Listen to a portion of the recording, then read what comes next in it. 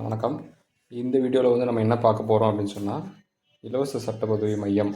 இதுக்கு வந்து ஆன்லைனில் எப்படி விண்ணப்பம் பண்ணுறதுன்னு பார்க்க போகிறோம். அதாவது என்ன வெப்சைட்டை போட்டு எப்படி பண்ணணும்னு பார்க்க போகிறோம். எப்படி ஃபில் பண்ணுறது அப்படி டீட்டெயிலாம் உங்களுக்கு வந்து லைவாகவே காட்டுறேன். இதை நீங்கள் வந்து மொபைல்லேருந்தே பண்ணிக்கலாம். மொபைலோ இல்லை லேப்டாப்பில் இருந்தோ பண்ணிக்கலாம். இங்கிலீஷில் இருக்கும். அது மட்டும் இல்லாமல் உங்களுக்கு தமிழ் தான் வேணும்னு சொன்னால் இந்த வெப்சைட்டில் தமிழ்னு ஒரு ஆப்ஷன் இருக்கும். அதை கிளிக் பண்ணிங்கன்னா இந்த வெப்சைட் ஃபுல்லாக தமிழ் ஓப்பன் ஆகும். அதுக்கு முன்னாடி நீங்கள் வந்து என்னென்ன வேணும்னு நான் சொல்லிடுறேன். அதாவது வந்து என்ன புகாராக கொடுக்க போகிறீங்களோ அதை வந்து நீங்கள் மொபைலில் டைப் பண்ணி வச்சுக்கோங்க. ஸோ அப்படியே காப்பி பண்ணி பேஸ்ட் பண்ணிடலாம். ஒரு ஃபோட்டோ வேணும். யார் விண்ணப்பம் பண்ணுறாங்களோ அவங்களுடைய ஃபோட்டோ ஒன்று வேணும்.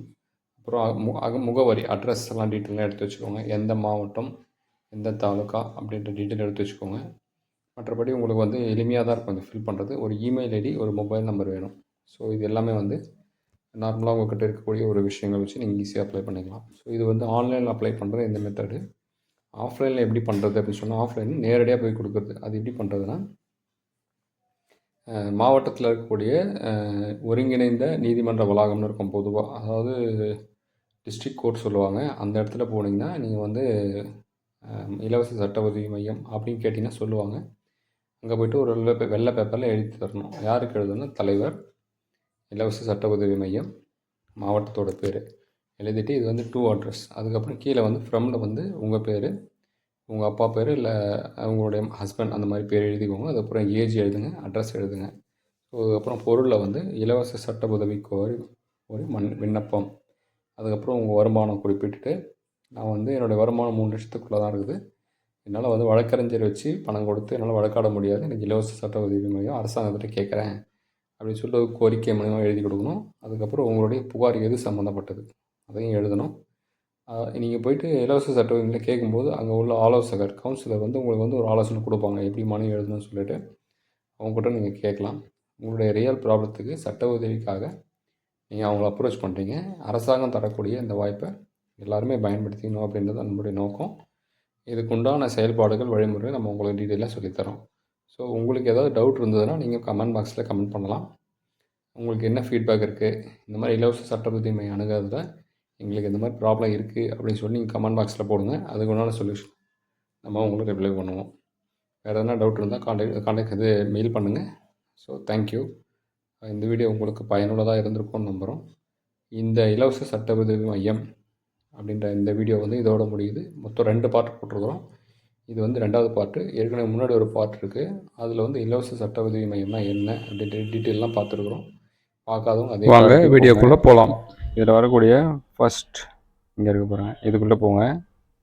இதோட டைட்டில் வந்து nalsa.gov.in. இதுக்குள்ளே போனீங்கன்னா இதுதான் வந்து கவர்மெண்ட் ஆப். மத்திய அரசாங்கம் வெளியிட்டிருக்கக்கூடிய ஒரு ஆப் இது. எல்லா மாநிலத்தையும் கவர் பண்ணியிருக்காங்க, எல்லா மாவட்டங்களையும் கவர் பண்ணியிருக்காங்க. அதாவது இலவச சட்ட உதவிக்கு ஆன்லைன் மூலமாக விண்ணப்பிக்கக்கூடிய ஒரு போர்ட்டல் இது, வெப்சைட் இது. இதுக்குள்ளே போனீங்கன்னா உங்களுக்கு வந்து ஆன்லைன் மூலமாக விண்ணப்பிக்கலாம். இல்லை ஃபஸ்ட்டு பேஜ் பாருங்கள், லீகல் எய்ட் அசிஸ்டன்ஸ் இருப்பாங்க. லீகல் எய்ட் அசிஸ்டன்ஸ் இதை கிளிக் பண்ணிங்கன்னா இந்த மாதிரி ஒரு பேஜ் வரும். இதுக்குள்ளே போனீங்கன்னா ஃபஸ்ட்டு வந்து இந்த ஃபார்மை நீங்கள் ஃபில் பண்ணுற மாதிரி இருக்கும். இதில் பார்த்தீங்கன்னா இதோட ஃபுல் பேஜ் இது ஃபோக்கஸ் பண்ணி பார்த்தீங்கன்னா ஃபஸ்ட்டு வந்து நேச்சர் ஆஃப் கிரீவன்ஸ் லீகல் எய்ட்னு கொடுத்துருக்காங்க பாருங்கள். இதில் வந்து எந்த பேஜுன்னு கொடுக்கலாம். இதில் வந்து என்ன, அதாவது லீகல் அட்வைஸ் அப்படின்னு போடலாம், லீகல் அட்ரஸ்ன்னு போடலாம். ஸோ இதில் வந்து எங்கே உங்களுக்கு தேவை இருக்குன்னு கொடுக்கலாம், லா அண்ட் ஆர்டர் கொடுக்கலாம். லீகல் அட்வைஸ் கிளிக் பண்ணிக்கோங்க. இதில் வந்து உங்களுடைய ப்ராப்ளத்தை ஃபில் பண்ணுங்கள். அதுக்கப்புறம் என்ன பண்ணணும்னா இங்கே வந்து அப்ளிகேண்ட் நேம் இங்கே இருக்குது பாருங்கள். இதில் அப்ளிகேண்ட் நேம், இங்கே வந்து உங்களுடைய ஃபோட்டோ ஜேபிஜி அல்லது ஜிஃபில் இருக்கணும் இந்த ஃபோட்டோ, இதை ஆட் பண்ணிக்கோங்க. ஸோ உங்களுடைய என்ன ப்ராப்ளமோ அதை வந்து இங்கிலீஷில் டைப் பண்ணி வச்சுக்கிறது நல்லது. அதுக்கப்புறம் இங்கே வந்து உங்களுடைய பேர், இங்கே வந்து உங்களுடைய ஃபோட்டோ. அதுக்கப்புறம் என்ன பண்ணணும், உங்களுடைய அப்பா பேர், உங்களுடைய ஒய்ஃப் அல்லது ஹஸ்பண்ட் பேர், அப்புறம் இங்கே வந்து மதர் நேம். அதுக்கப்புறம் இங்கே வந்து பார்த்தீங்கன்னா ஜெண்டர் கேட்குறாங்க, ஜெண்டர் நோ செலக்ட் பண்ணுறேங்க. அதுக்கப்புறம் டேட் ஆஃப் பர்த் கேட்குறாங்க, அப்புறம் மொபைல் நம்பர், அப்புறம் என்டர் இமெயில் ஐடி. அதுக்கப்புறம் பார்த்தீங்கன்னா ரிலீஜன் கேட்குறாங்க, ஆக்குபேஷன் கேட்குறாங்க, எலிஜிபிலிட்டி கேட்டகரின்னு ஒன்று கேட்குறாங்க. இதில் தான் கேட்குறாங்க. இதில் வந்து சில இதெல்லாம் கொடுத்துருக்காங்க. என்னென்னா உங்களுக்கு வந்து ஷெட்யூல் காஸ்டா, ட்ரைபா, ப்ரெசன்ஸ் இன் கஸ்டடி அதாவது சிறையில் இருக்கவங்க, அப்புறம் ஜென்ரல் பர்சன்ஸ், இதுதான் கேட்குறாங்க, வேறு ஒன்றும் இல்லை. ஸோ அடுத்தது வந்து woman, children, persons with disability, அந்த மாதிரி ஏதாவது உங்களுடைய இல்லை நீங்கள் வந்து எதுவும் இல்லை அப்படின்னு சொன்னால் அதர்ஸ்ன்னு கொடுத்துருங்க, இல்லை பர்சனல் அப்படின்னு கொடுத்துருங்க, டிபெண்ட் கொடுத்துருங்க. ஸோ எதுவும் உங்களுக்கு சூட்டபுளாக இருக்கோ அதை கொடுத்துக்கோங்க. அதன் பிறகு பார்த்தீங்கன்னா எம்ப்ளாய்மெண்ட் டீட்டெயில்ஸ், இங்கே வந்து நீங்கள் என்ன ஒர்க் பண்ணுறீங்கன்னு கேட்குறாங்க. அப்புறம் காஸ்ட் சர்டிஃபிகேட் நம்பர் கேட்குறாங்க. இது வந்து உங்களுக்கு கம்யூனிட்டி சர்டிஃபிகேட் இருந்தால் கொடுங்க, இல்லைனா பரவாயில்ல. ஆனுவல் இன்கம் வந்து எவ்வளோன்னு கேட்குறாங்க. ஸோ பர்மிசபிள் லிமிட், இது எப்படி பர்மிசபிள் லிமிட் அப்படின்னா 3 லட்சத்து வந்து தமிழ்நாட்டுக்கு உண்டானது. ஸோ 3 லட்சம்குள்ளே இருந்ததுன்னா பர்மிசபிள் லிமிட் போட்டுருங்க. அப்புறம் எலிஜிபிலிட்டி கேட்டகரி அப்படின்னு போட்டுட்டு இதை ஃபில் பண்ணிக்கோங்க. ஃபைனலாக வந்து உங்களுடைய அட்ரஸ் இங்கே, அதுக்கப்புறம் ஸ்டேட் இங்கே, அதுக்கு கீழே பார்த்தீங்கன்னா டிஸ்ட்ரிக்ட், அப்புறம் தாலுக்கா. ஸோ இதெல்லாம் முன்கூட்டியே நீங்கள் எடுத்து வச்சுக்கணும் ரெடியாக. இதெல்லாம் ஃபில் பண்ணதுக்கப்புறம் கடைசியாக கீழே வந்து சப்மிட் கொடுத்துருங்க. அவ்வளோதாங்க. சப்மிட் கொடுத்துட்டிங்கன்னா இப்போ உங்களுடைய அப்ளிகேஷன் வந்து சம்மந்தப்பட்ட மாவட்ட சட்ட உதவி மையத்துக்கு இந்த அப்ளிகேஷன் ஆன்லைனில் போய் சப்மிட் ஆகிடும். ஸோ உங்கள் ஃபோன் நம்பர் கொடுத்துருக்கீங்க, உங்கள் அட்ரஸ் கொடுத்துருக்கீங்க.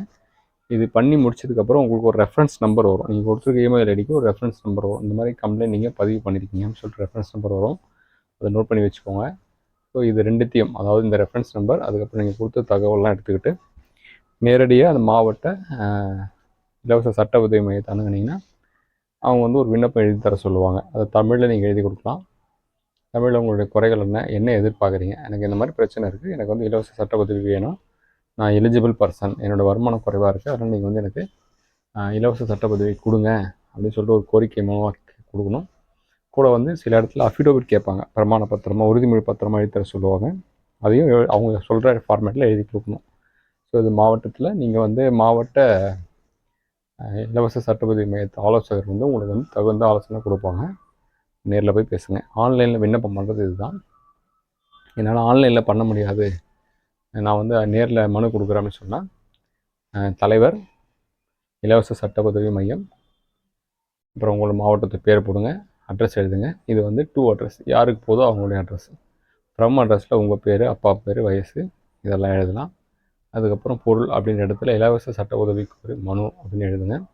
ஸோ ஃபைனலாக வந்து உங்களுடைய மனுவில் நீங்கள் என்ன மாதிரியான உதவி எதிர்பார்க்குறீங்களோ அதை சுருக்கமாக எழுதலாம். கூட ஏதாவது ஆதாரம் இருந்தால் அட்டாச் பண்ணலாம். இதெல்லாம் அட்டாச் பண்ணிவிட்டு ஒரு மனுவாக கொடுங்க. அவங்க மறக்காமல் ஃபோன் நம்பர் எழுதுங்க. அதுக்கப்புறம் வந்து அந்த மனுவை வந்து பரிசீலனை பண்ணிவிட்டு உங்களுக்கு சரியான ஒரு அட்வொகேட்டை அவங்க வந்து ஃபிக்ஸ் பண்ணுவாங்க. இது வந்து இலவச சட்ட உதவி மையத்தோட சென்னையில் இறங்கக்கூடிய அலுவலகத்தோட முகவரி கொடுத்துருக்குறேன். இந்த முகவரியில் வந்து சென்னை உயர்நீதிமன்ற வளாகத்தில் இந்த அலுவலகம் இயங்குது. இதில் ஃபோன் நம்பர் இருக்குது, அட்ரஸ் இருக்குது. அதுக்கப்புறம் நேரில் வந்து எதனா சந்தேகம் வந்தால் நீங்கள் நேரில் போய் கேட்கலாம், இல்லை ஃபோன் பண்ணி கேட்கலாம். இதே மாதிரி ஒவ்வொரு மாவட்டத்துலேயும் மாவட்ட தலைமை நீதிமன்றம், அதாவது மாவட்ட அமர்வு நீதிமன்றம், அந்த காம்ப்ளெக்ஸில் வந்து இலவச சட்ட பணிகள்